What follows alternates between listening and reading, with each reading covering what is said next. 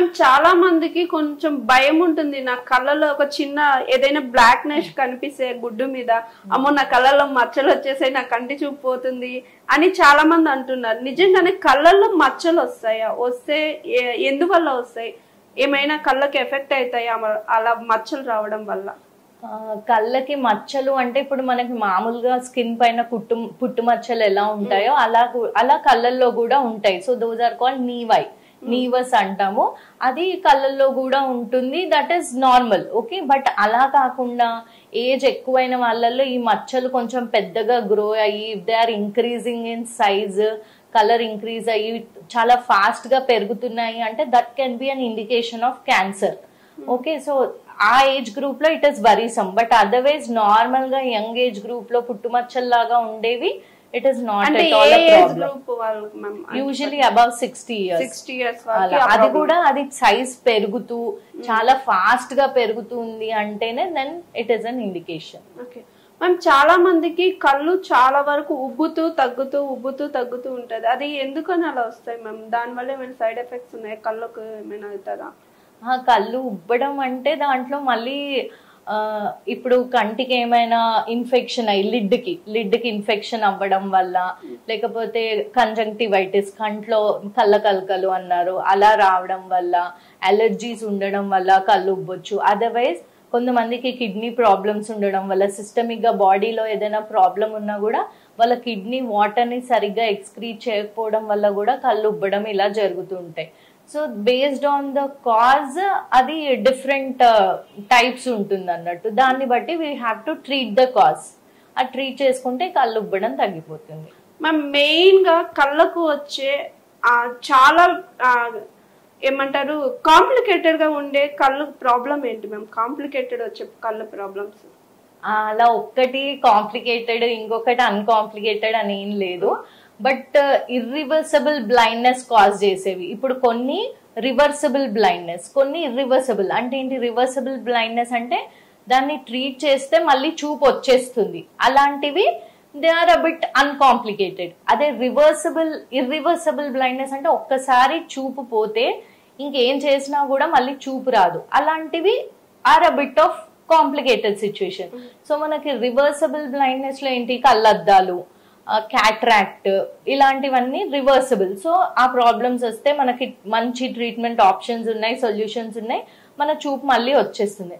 అదే కాంప్లికేటెడ్ అంటే again glaucomas, any advanced retinal diabetic retinopathy, hypertensive retinopathy, or central retinal vein occlusions, central retinal artery occlusions, advanced ఏం చేసినా కూడా మళ్ళీ చూపు వెనక్కి రావు అనేవి కాంప్లికేటెడ్ సిచ్యువేషన్స్. మ్యామ్, మీ దగ్గరకు వచ్చే పేషెంట్స్ ఎలాంటి ఐ ప్రాబ్లమ్స్ తో ఎక్కువ వస్తారు? మీరు ఎలాంటి ట్రీట్మెంట్స్ ఎక్కువగా ఇచ్చారు మ్యామ్ ఇప్పటి వరకు? ఓకే, సో నేను బేసికల్ గా I'm a cataract and refractive surgeon. Okay, so I have done thousands of cataract surgeries and LASIK, smile, PRK ఇవి చేస్తాను.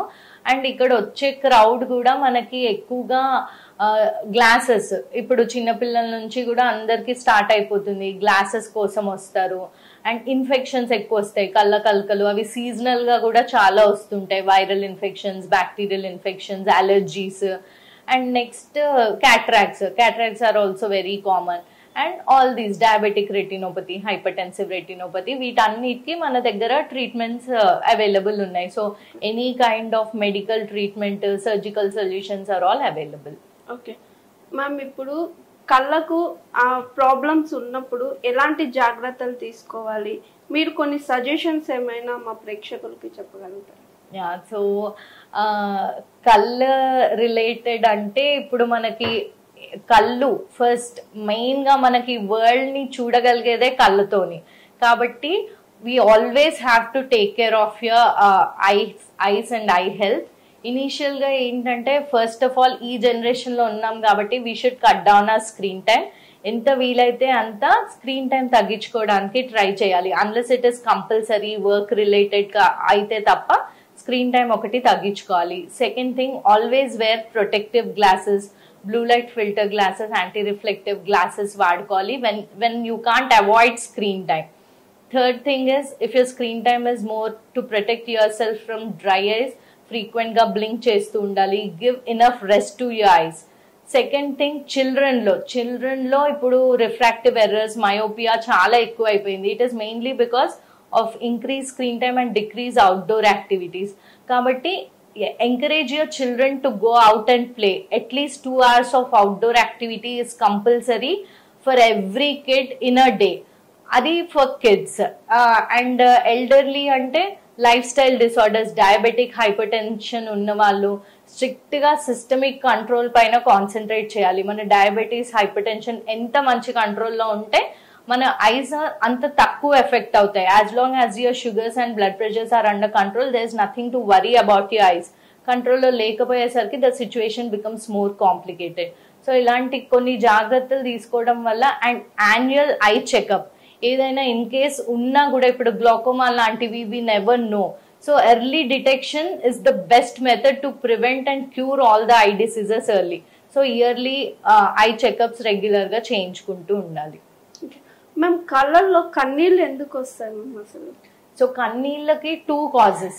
ఒకటి రిఫ్లెక్స్ వాటరింగ్ వల్ల హైపర్ లాక్రిమేషన్ అంటాము. ఇంకొకటి హైపర్ లాక్రిమేషన్ అంటే ఏంటి, ఉన్నదానికంటే ఎక్కువ నీళ్లు ప్రొడ్యూస్ అవుతున్నాయి మన బాడీలో.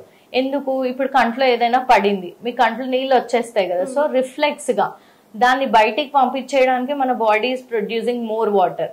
అలా లేకపోతే కంట్లో ఇన్ఫెక్షన్ వచ్చినప్పుడు, ఇలాంటి కండిషన్స్ లో ఎక్కువ వాటర్ వస్తాయి. So that is emotional hyper lacrimation. Okay, so this is reflex hyper lacrimation. And ఇంకో కండిషన్ లో ఏంటంటే, నార్మల్ గా ఏ వాటర్ వచ్చినా కూడా మరీ ఎక్కువ వస్తే బయటకు వచ్చేస్తాయి. బట్ అదర్వైజ్ నార్మల్ టీయర్స్ ఏవైతే ఉన్నాయో they go into your nose. అది మనకు తెలియకుండా రోజు అలా జరిగిపోతూ ఉంటది. అగైన్ ఆ బ్లాక్ ఏదైతే ఉందో, ఆ నార్మల్ టీయర్స్ కూడా లోపలికి వెళ్ళిపోకుండా బయటకు వచ్చేస్తాయి. అక్కడ ప్రొడక్షన్ ఎక్కువ లేదు, బట్ అవుట్పుట్ కూడా సరిగ్గా లేదు, బయటికి వెళ్ళడం సరిగ్గా లేదు. కాబట్టి అప్పుడు కూడా మళ్ళీ వాటరింగ్ ఎక్కువ అయిపోతాయి. మ్యామ్, ఎక్కువగా ఏడుస్తారు చాలా మంది, బోరున ఏడుస్తుంటారు. అలాంటప్పుడు కళ్ళకి ఏమైనా ఎఫెక్ట్ అయ్యే ఛాన్సెస్ ఉంటాయా? ఏడవడం కళ్ళకి ఏమైనా మంచి చేస్తుందా, చెడు చేస్తుందా మ్యామ్?